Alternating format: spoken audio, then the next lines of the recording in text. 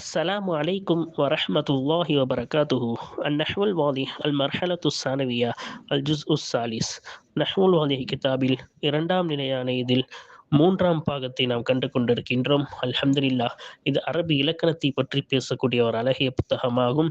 இதில் நம்மளுக்கு அம்சிலா, உதாரணங்கள், ஆய்வு, காயிதா, சட்டங்கள், இதனுடைய தனித்துவமான பயிற்சிகள் என பல விஷயங்கள் நம்மளுக்கு தருகிறார்கள். அதை தொடர்ந்து காண்போம், வாருங்கள். அல்ஹம்துலில்லாஹ். இந்த சேவைகளை செவ்வன செய்து வரும் ரகீப் எஜுகேஷனல் ட்ரஸ்டிற்காக அதிகமாக துஆ செய்யுங்கள். இந்த சேவைகள் எவ்வித தொய்வின்றி தொடர்ந்து நடைபெறுவதற்காக துஆ செய்யுங்கள். இன்னும் ஆதரவு தாருங்கள். நன்மையில் ஒன்று சேருவோம், முந்திக் கொள்வோம். நீங்களும் இந்த சேவையில் ஒன்று சேருவதற்காக இங்கே QR ஸ்கேன் கொடுக்கப்பட்டுள்ளது, இங்கே அக்கௌண்ட் டீடைல்ஸ் கொடுக்கப்பட்டுள்ளது. ஆகவே உங்களையும் இந்த தீன் சேவையில் இணைத்துக் கொள்ளுங்கள். நன்மையில் ஒன்று சேருவோம், முந்திக் கொள்வோம். அல்ஹம்துலில்லாஹ். நசப் என்ற பொது தலைப்பின் கீழ் பல சட்டங்களை நாம் பார்த்தோம். நசப் என்றால் என்ன? அதாவது ஒரு ஒரு கல்வியுடனோ, ஒரு பொருளுடனோ, அல்லது ஒரு கூட்டத்துடனோ, ஒரு நாட்டுடனோ சேர்க்கும் பொழுது, இப்ப இந்தியாவுடன் ஒரு மனிதரை சேர்க்கணும் இந்தியர் அப்படின்னு சொல்றோம். இல்லாட்டி தமிழுடன் ஒரு மொழியுடன் சேர்க்கணும்னா தமிழர் அப்படின்னு சொல்றோம். அதே போல நசப் அரபியிலையும் இப்படி என்னது, ஒரு மொழியுடன் சேர்ப்பதற்கு என்ன சட்டம், ஒரு நாட்டுடன் சேர்ப்பதற்கு என்ன சட்டம் அப்படின்னு நம்ம அதன் விளக்கத்தை பார்த்தோம். அதுக்கு பொது சட்டம் என்ன? மிக மிக ஈஸி. என்னது, ஒரு வார்த்தையின் கடைசியில சத்து செய்யப்பட்ட யாவும் அதற்கு முன்னாடி கசர் கொடுத்தால் அது என்னவாயிரும், அந்த சார்ந்த அர்த்தம் வந்துவிடும். இப்போ உதாரணத்துக்கு அரபுன் என்பதற்கு அரபியுன் என்று போட்டால் அரபியை சார்ந்தவர் அப்படின்னு அர்த்தம் வந்துடும். அப்ப தொடர்பு படுத்துறது ரொம்ப ஈஸி. சரியா? இது பொது சட்டம் என்பதை கண்டோம். அதற்கு பிறகு அந்த பொது சட்டத்திலிருந்து விளக்கப்பட்ட வார்த்தைகள் இருக்கின்றது என ஒரு 4-5 வார்த்தைகளை கண்டோம். அதில் முதலாவது தாவு தனீஸ் கொண்ட வார்த்தை. இதுக்கு அந்த பொது சட்டம் வராது. அந்த தாவு தனீஸை போக்கிவிட்டுதான் அந்த நசபுடைய சத்து செய்யப்பட்ட யாவை சேர்க்க வேண்டும் என்றும். இரண்டாவது மக்சூராக இருந்தால், அந்த மக்சூர் என்றால் கடைசியில் முன் அலிஃப் அதுக்கு மாதிரி ஃபத்தஹ் இருக்கும். அவ்வாறு இருந்தால் அந்த அலிஃப் எத்தனாவது எழுத்தாக வர வேண்டும் என்று கவனிக்க வேண்டும். 3வது எழுத்தாக இருந்தால் அதுக்கு வாவாக மாற்ற வேண்டும். 4வது எழுத்தாக இருந்து அந்த அலிஃப் 4ஆக இருந்து 2வது எழுத்து சுக்கூனாக இருந்தால் அதை போக்குவது கூடும். அந்த அலிஃபை போக்கலாம், அல்லது அந்த அலிஃபை வாவாவா மாற்றலாம். அல்லது 4வதாக இருந்து அந்த அலிஃப் 4வதாக இருந்து 2வது எழுத்து அதில் ஹரக்கத் பெற்றதாக இருந்தாலோ, அல்லது அந்த அலிஃப் 5வதாக அல்லது 6வது எழுத்தாக இருந்தாலோ அந்த அலிஃபை கண்டிப்பாக போக்க வேண்டும். போக்க பிறகுதான் இந்த சத்து செய்த நசபுடைய யாவை சேர்க்க வேண்டும் என்றும். மன்கூஸாக இருந்தால், மன்கூஸ்னா கடைசியில யா அதுக்கு முன்னாடி கசர் இருக்கும், அதுக்கும் இதே சட்டம் தான். அந்த யா அந்த வார்த்தையின் கடைசியில் 3வதாக வந்தால் அந்த யாவை வாவாக புரட்ட வேண்டும், அதுக்கு முன்னாடி ஃபத்தஹ் கொடுக்க வேண்டும். 4வதாக வந்தால் அந்த யாவை போக்கலாம், அல்லது அந்த யாவை வாவாக மாற்றலாம். அல்லது 5வதாக 6வதாக வந்தால் அந்த யாவை கண்டிப்பாக போக்க வேண்டும் என்றும். அதற்கு பிறகு அந்த சத்து செய்யப்பட்ட யாவை சேர்த்து நசபுடைய யாவை சேர்த்துக் கொள்ள வேண்டும் என்றும். அதற்கு பிறகு மம்தூதை பார்த்தோம். மம்தூத் என்றால் அம்சா இருக்கும், இறுதியில் அம்சா இருக்கும், அதுக்கு முன்னாடி அலிஃப் இருக்கும் என்பதை கண்டோம் அல்லவா? அந்த அம்சாவுக்கு 3 நிலைமை. அம்சா தனிசுக்காக வந்தால் அதை வாவாக மாற்ற வேண்டும் என்றும். அந்த அம்சா அசல் எழுத்தாக இருந்தால் ஃபாக்கலிமா கலிமா, அந்த லாம் கலிமா என்று அசல் எழுத்துகளில் வந்தால் அந்த அம்சாவை அம்சாவாகவே படிக்க வேண்டும் என்றும். அந்த அம்சா அசலாக இருக்கிறது, ஆனால் வாவோ அல்லது யாவோக தான் அம்சாவாக மாற்றியுள்ளோம் என்றால் அப்பொழுது என்ன செய்யலாம்? அம்சாவை வைத்தும் படிக்கலாம், அல்லது அந்த அசல் எழுத்து என்னவோ அந்த வாவாக இருந்தால் அந்த அசலை அம்சாவாகவும் படிக்கலாம், அல்லது வாவாக புரட்டியும் படிக்கலாம். அது 2 தான். அம்சாவாக படிக்கலாம் அல்லது வாவாக புரட்டி படிக்கலாம் என்றும். இறுதியாக சத்து செய்யப்பட்ட யா வந்தால் என்ன செய்ய வேண்டும் என்றும், அதற்குடைய நசபு தொடர்புபடுத்தக்கூடிய சட்டங்கள் என்னவென்று நாம் தெளிவாக பார்த்து விட்டோம். இது நீண்ட சட்டங்கள், ஒவ்வொன்றுக்கும் ஒவ்வொரு பாடத்தை நாம் தெளிவாக கண்டுவிட்டோம். இந்த 5-6 பாடங்கள் மொத்தமாக சேர்த்து அதற்கான பயிற்சிகளும் கேள்வி பதில்களும் தான் இப்பொழுது தொடர்ந்து காண இருக்கின்றோம். வாருங்கள், அதை நாம் என்ன செய்வோம், தொடர்ந்து பார்ப்போம். அந்த பாடத்தில் கேள்வி பதில்கள் பார்த்தோம். இந்த நசபு பாடத்தில் இன்னும் சில கேள்வி பதில்கள் இருக்கின்றன. அதை கண்டுவிட்டு நாம் அடுத்த பாடத்தை பார்ப்போம். அல்ஹம்துலில்லாஹ். அடுத்த கேள்வியை கவனியுங்கள். என்ன கேட்கிறார்கள்? மா அஹ்வாலுல் இஸ்மில் மக்தூமி பியாஇன் முஷத்ததத்தின். ஷத்து செய்யப்பட்ட யாவை கொண்டு முடிக்கப்பட்ட பெயர்ச்சொல்லின் நிலைமைகள் என்ன? வகைஃப தன்சிபு இலைஹா ஃபி குல்லி ஹாலின். ஒவ்வொரு நிலைமையிலேயும் அந்த சத்து செய்யப்பட்ட யாவை கொண்டு முடிக்கப்பட்ட அந்த இஸ்மின் பக்கம் எப்படி நீ தொடர்பு படுத்துவாய் அப்படின்னு கேக்குறாங்க. அப்ப நம்ம முன்னாலே படிச்சுட்டோம். 3 நிலைமைகள் இருக்கு. அது எப்படி தொடர்பு படுத்தணும்லாம் பார்த்தோம்ல. அது அந்த கொஸ்டினுக்கு எப்படி ஆன்சர் எழுதணும்னு இங்க சொல்லி தராங்க பாருங்க. லில் இஸ்மின் மக்தூமி பியா இன் முஷத்ததத்தின் ஷத்து செய்யப்பட்ட யாவை கொண்டு முடிக்கப்பட்ட பெயர் சொல்லுக்கு இருக்கிறது இந்த நசபியிலேயே அந்த இஸ்மின் பக்கம் இணைப்பு தொடர்பு படுத்தும் சமயத்தில் இருக்கிறது அஹ்காமுன் சலாசத்தின் 3 சட்டங்கள் இருக்கிறது. அதுல பாருங்க ஃபைன் கானத்தில் யா உல் முஷத்ததத்து பஅதல் ஹர்ஃபி பஅத ஹர்ஃபின் ஒரு அந்த சத்து செய்யப்பட்ட யா ஆகியிருந்தால் பாத ஹர்ஃபின் ஒரு எழுத்துக்கு பிறகு ஆகியிருந்தால் ருத்தத்தில் யா உல் ஊலா இலா அஸ்லிஹா முதலாவது யா அந்த யாவுடைய அசலின் பக்கம் திருப்பப்படும் மீட்டப்படும் வக்குலிபத்தி சானியத்து இரண்டாவது யா புரட்டப்படும் வாவன் வாவாக புரட்டப்படும் அஃபதிஹ மா கப்லஹா அந்த வாவுக்கு முன்னால் உள்ள ஒன்று ஃபத்தஹ செய்யப்படும். அப்ப இதோட சட்டங்கள் தெளிவாக பார்த்துட்டோம். உதாரணத்துக்கு ஹையுன் அதுல வரக்கூடிய 2 யா இருக்குல்ல சத்து செய்யப்பட்ட யா ஹையுன் ஹையா அந்த யால முதலாவது யாவ அதோடைய அசல பக்கம் வச்சு படிக்கணும். ரெண்டாவது யாவ வாவா மாத்தி ஹயவீன் ஹயவியுன் அப்படின்னு படிக்கணும் நம்ம பார்த்தோம்ல. கடைசி பாடம் இதான் பார்த்தோம் சரியா. அப்ப ஏன்னா ஹையுன் சத்து செய்யப்பட்ட முன்னாடி ஹான் ஒரு வார்த்தை தான் இருக்கு. வைன்கான பாத ஹர்ஃபை கானத் பாத ஹர்ஃபைனி அந்த சத்து செய்யப்பட்ட யா 2 எழுத்துக்கு பிறகு இருந்தால் நபியுன் மாதிரி இங்க நூன் பாக்கு அப்புறமா யா வருது.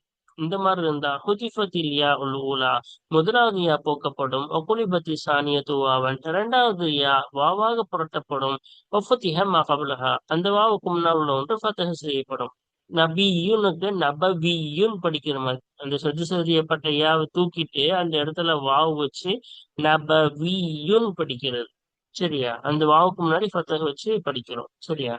وإن كانت بعد ثلاثة حروف أو أكثر மூன்றோ அல்லது மூன்றை விட அதிகமான எழுத்துகளுக்கு பிறகு அந்த சத்து செய்யப்பட்ட யா ஆகியிருந்தால் ஹுதிஃபத் அந்த சத்து செய்யப்பட்ட யா போக்கப்படும்.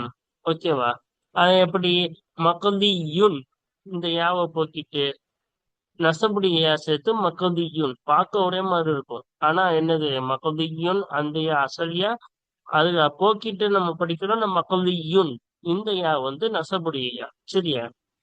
ஆஹ் அப்புறம் பாருங்க கைஃப தன்சிபு இலல் இஸ்மில் லதி ஃபி வஸதிஹி யாஉன் முஷத்ததத்துன் மக்சூரத்துன் எப்படி நீ தொடர்பு படுத்துவாய் ஒரு இஸ்மின் பக்கம் அல்லது எத்தகைய இஸ்ம் என்றால் ஃபி வஸதிஹி அந்த இஸ்மின் நடுவிலே அந்த பெயர்ச்சொல்லின் நடுவிலே கசர் செய்யப்பட்ட சத்து செய்யப்பட்ட யா இருக்குமே அத்தகைய இஸ்மின் பக்கம் எப்படி தொடர்பு படுத்துவாய்.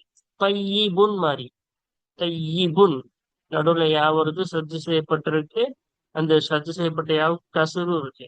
அப்ப அதை எப்படி தொடர்பு படுத்துவா அப்படின்னு கேட்கிறாங்க. அதுக்கு என்ன பதில் இதா நுசிப இலேஹி அந்த இஸ்மின் பக்கம் தொடர்பு படுத்தப்பட்டால் ஹுதிஃபத் யா உஹு சானியது அதனுடைய அந்த இஸ்முடைய 2வது யா போக்கப்படும். தையிபுன்னா அந்த 2வது யா போக்கிட்டு தைபியுன் தையிபியுன் படிக்கக்கூடாது தைபியுன் 2 யால ஒண்ணு 2வது யா போக்கிட்டு தைபியுன் அப்படின்னு படிக்கணும் நசபின் சமயத்தில். அல்ஹம்துலில்லாஹ் நாம் இது முழுவதுமாக முடித்து விட்டோம் கேள்வி பதில. இப்படி கேள்வி பதில் எப்படி எழுதணுன்றதுக்காக தான் ஒரு தனி பாடம். இன்ஷா அல்லாஹ் இது பாடத்துடைய விளக்கங்கள் எல்லாம் போய்விட்டது. அதனால் எப்படி எழுத வேண்டும் என்று தெரிந்து கொள்வதற்கு இந்த பாடத்தை முக்கியமாக கண்டு கொள்ளுங்கள். அல்ஹம்துலில்லாஹ் நம்மளுக்கு எப்பொழுதும் எடுத்துக்காட்டுகள் தருவார்கள். அதாவது நான் முன்னாடியே சொல்லியிருக்கோம் நம்ம நஹ்வுல் மலையாளம் 2வது பகுதி அதுல 3வது பார்த்துட்டு இருக்கோம். அதாவது 2ஆம் நிலை பாடத்துல 3வது பகுதி பார்த்துட்டு இருக்கோம்.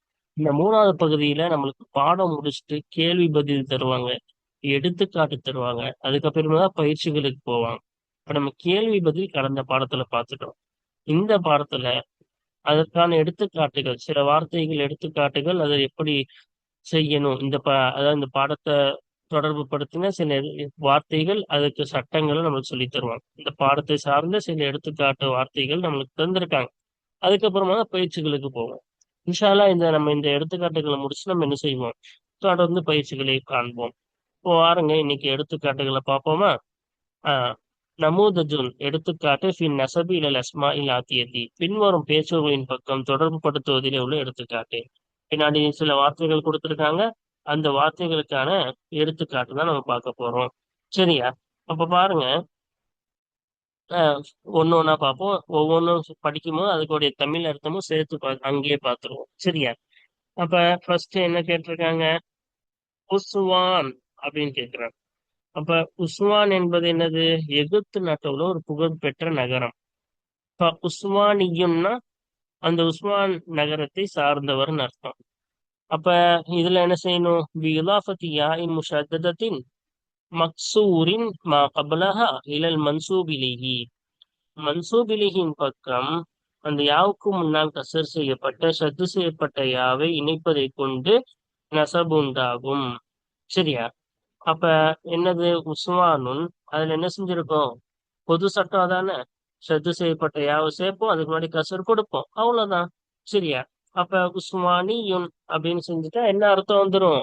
அந்த உஸ்மான் நகரத்தை சார்ந்தவர். சரியா? அதுக்கப்புறமா பாருங்க, மக்கத்து, அதுக்கு மக்கியுன். அப்ப இங்க என்ன செய்யணும்? தனிசுடைய தா சட்டம் படிச்சோம்ல, தனிசுடைய தா இருந்தா அந்த தாவை போக்கிட்டு மக்கியுன் அப்படின்னு படிக்கணும். சரியா? அதான் மக்கியுன், மக்காவை சார்ந்தவர். மக்கா என்பது நமக்கு தெரிந்தது, புகழ்பெற்ற நகரம். அஹ் சவுதியில் இருக்கக்கூடிய புகழ்பெற்ற நகரம், ஹரம் ஷரீஃப் இருக்கக்கூடிய அந்த நகரம் தான். சரியா? அப்ப இங்க பாருங்க சட்டம் இங்க சொல்றாங்க பாருங்க. பி அந்நசபு இங்க என்னது? பிஹதிஃபி தாஇ தஅனீசி வ இலாஃபத்தில் யாஇல் முஷத்தததி. தானிசுடைய தாவை போக்குவதை கொண்டும் சத்து செய்யப்பட்ட யாவை இணைப்பதை கொண்டும் இங்க என்ன உண்டாயிருக்கு? நசபு உண்டாயிருக்கிறது. தொடர்பு படுத்துவது என்பது உண்டாயிருக்கிறது. சரியா? அப்ப இங்க தொடர்பு படுத்தணும்னா என்ன செய்யணும்? தாவத் அனீஸ போக்கணும்னு படிச்சோம்ல, அதுதான். சரியா? அப்ப இங்க பாருங்க, மன்சூப் இலைஹின்னு நமக்கு தெரியும். அதாவது அந்த யா சேரத்துக்கு முன்னாடி என்ன வார்த்தை இருந்துச்சோ அதான் மன்சூப் இலைஹி. மேல டாபிக்லயே கொடுத்துருக்காங்க பாருங்க, மன்சூப் இலைஹி. அந்த யா சேர்த்ததுக்கு அப்புறமா அதை மன்சூப்னு சொல்லணும், வெறும் மன்சூப். அதுக்கு முன்னாடி உள்ள வார்த்தை மன்சூப் இலைஹி. அப்புறம் பிபா. இப்ப பிபா என்பது எகிப்துல உள்ள ஒரு நகரம். இப்ப பிபவியும்னா பிபா நகரத்தை சார்ந்தவர். அப்ப இங்க எப்படி படிக்கணும்? இது மக்சூரா. இப்ப மக்சூர்ல அலிஃபு மூணாவதா வந்துச்சுன்னா அந்த அலிஃப வாவா மாத்தணும்னு சட்டம் படிச்சோம்ல, அதான் பின்னாடி சொல்றாங்க பாருங்க. அன்னஹு ஏனென்றால் நிச்சயமாக மன்சூபிலேஹி ஆகிறது மக்சூருன், மக்சூராக இருக்கிறது.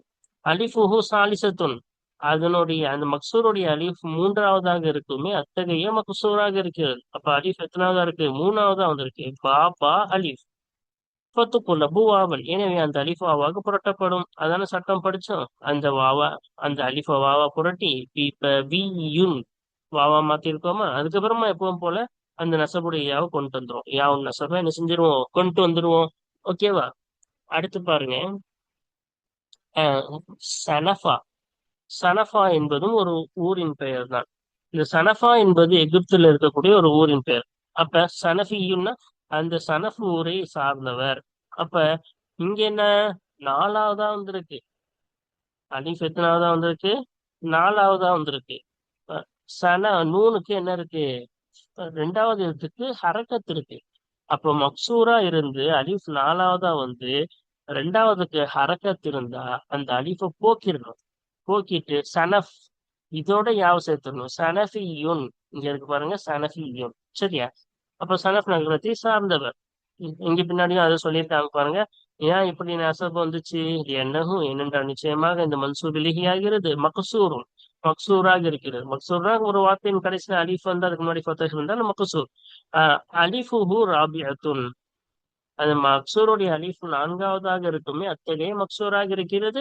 வசானிஹி முத்தஹர்ரிகுன், அந்த மக்சூருடைய இரண்டாவது எழுத்து ஹர்கத் பெற்ற நிலையில் அந்த மக்சூருடைய அலிஃப் நான்காவதாக இருக்குமே, அத்தகைய மக்சூராக இருக்கிறது. அப்ப ரெண்டாவது நூன் தானே, அதுக்கு ஹர்கத் இருக்குல்ல. ஃபத்துஹு தஃபு அலிஃபுஹு, எனவே அந்த மக்சூருடைய அலிஃப் போக்கப்பட்டது. நாலாவது அலிஃப் ரெண்டாவதுக்கு ஹரக்கத் இருந்தா அந்த அலிஃபை போக்கணும்னு படிச்சோம்ல, அதனால சனஃபியுன். அதுக்கப்புறமா பாருங்க, தொஹ்தா. தொஹ்தா என்பதும் ஒரு ஊரின் பெயர் தான். எகிப்தில் இருக்கக்கூடிய ஒரு நகரம் தான் தொஹ்தா. அப்ப அதுக்கு எப்படி படிக்கலாம்? இது மக்சூர் தானே, அலிஃப் அலிஃப் அலிஃப் வந்துட்டாவே மக்சூர் தானே இது மூணுமே. இது என்னது, நாலாவது எழுத்தா அலிஃப் வந்திருக்கு, ஆனா ரெண்டாவது எழுத்துக்கு சுக்கூன் வந்திருக்கு. அப்ப ரெண்டாவதுக்கு சுக்கூன் நாலாவது அலிஃப் வந்தா ரெண்டு வகையா படிக்கலாம். அதான் இங்க காட்டியிருக்காங்க பாருங்க. தஹ்தியுன் இன்னும் சொல்லலாம், தஹ்தவியுன் அப்படின்னு சொல்லலாம். தஹ்தா நாட்டை, நகரத்தை சார்ந்தவர். சரியா? அப்ப ஏன் ரெண்டு வகையா படிக்கலாம்? காரணம் சொல்றாங்க பாருங்க. என்னஹு மக்சூருன், ஏனென்றால் நிச்சயமாக அதுவாகிறது. எது இந்த மன்சூபிலிஹி ஆகிறது மக்சூருன். அலிஃபுஹு ராபிஅத்துன் வசானிஹி சாக்கினுன். அது மக்சூருடைய அலிஃப் நான்காவதாக இருக்குமே. இன்னும் அந்த மக்சூருடைய இரண்டாவது எழுத்து சுகுன் பெற்ற நிலையில் அந்த மக்சூருடைய அலிஃப் ஆகிறது நான்காவது இருக்குமே, அத்தகைய மக்சூராக இருக்கிறது. சரியா? நான்கு எழுத்து, நாலாவது அலிஃபு, இரண்டாவது எழுத்து சுக்குன் பெற்றிருக்கிறது. ஃபயஜூஸ், எனவே கூடும். ஹதுஃபு அலிஃபி, அதனுடைய அலிஃபை போக்குவது கூடும். போக்கி தஹ்தியுன் படிப்பது கூடும்.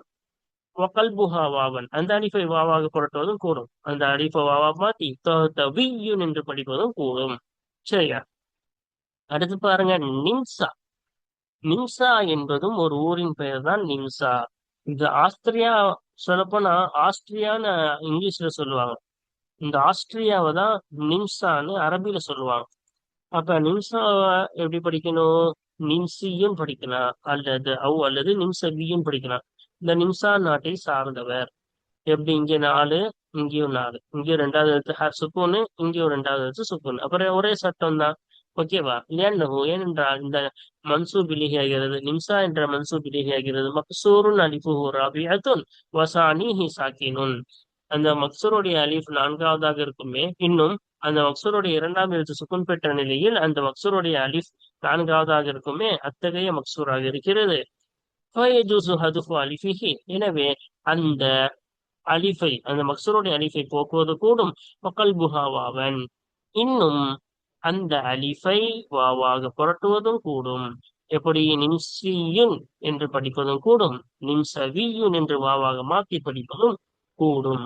அதுக்கப்புறமா பாருங்க, முர்த்தலன்.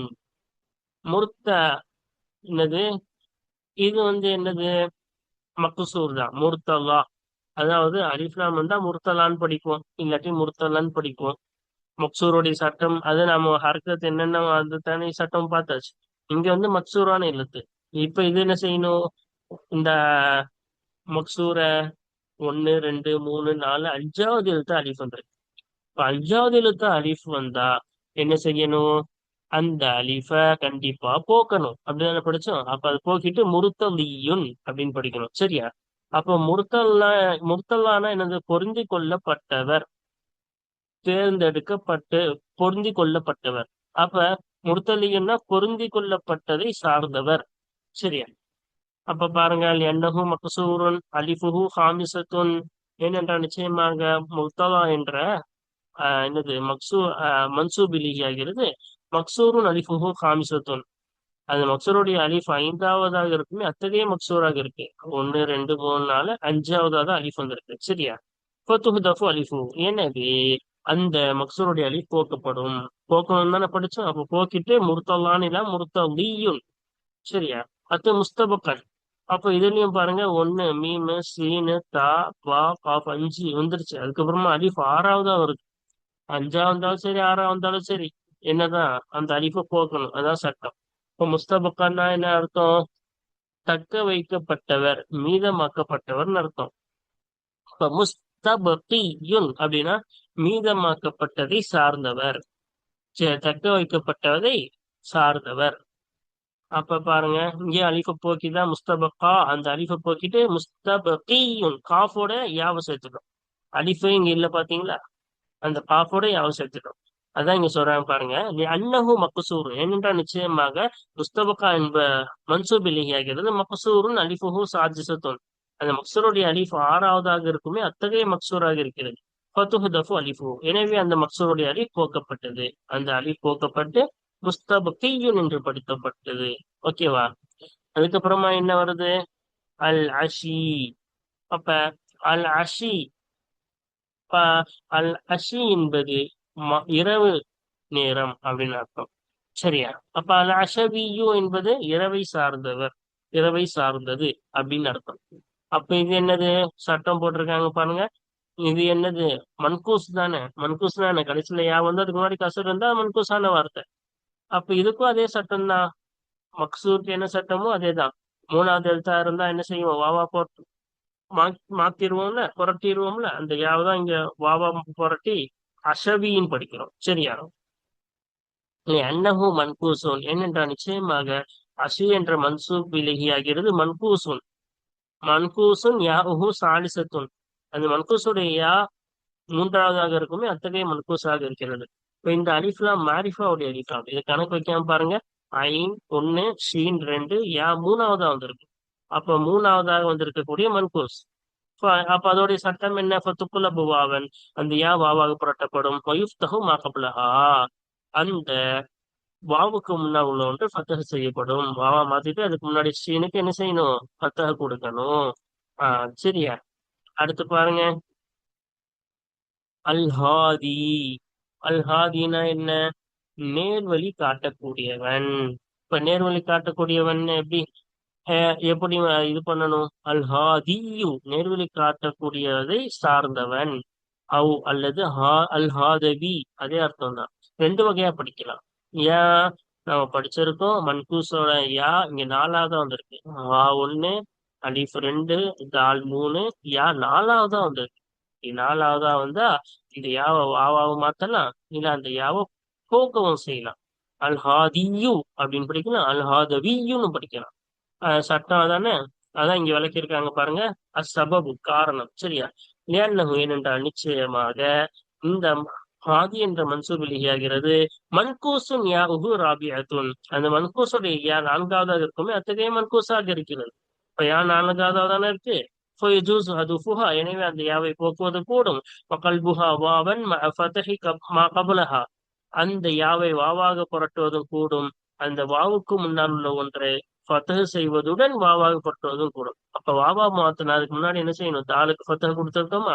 ஃபத்தஹ் கொடுப்பதுடன் வாவாக புரட்டுவதும் கூடும். இல்லாட்டி அந்த யாவை போக்கிட்டு அல் ஹாதின்னு படிப்பதும் கூடும். ரெண்டு வகையும் கூடும். சரியா? அதுக்கப்புறம் பாருங்க, அல் முஅத்ததி.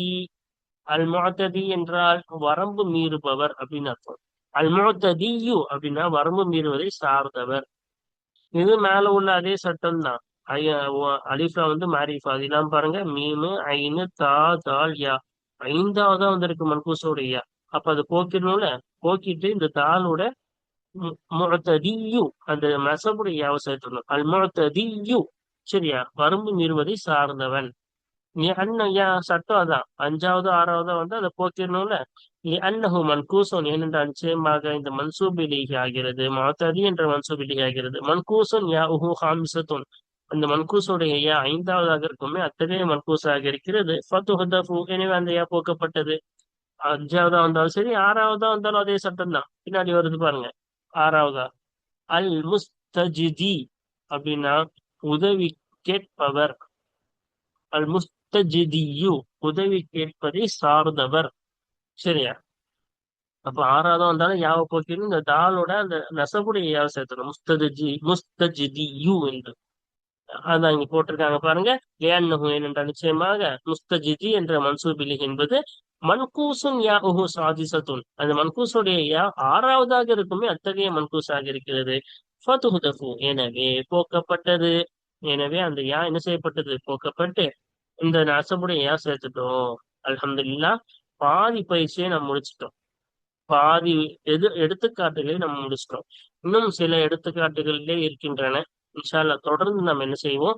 அடுத்த பாடத்துல அந்த சில எடுத்துக்காட்டுகளை நாம் தொடர்ந்து பார்ப்போம். பாருங்கள். அஸ்ஸலாமு அலைக்கும் வரஹ்மத்துல்லாஹி வபரகாத்துஹு.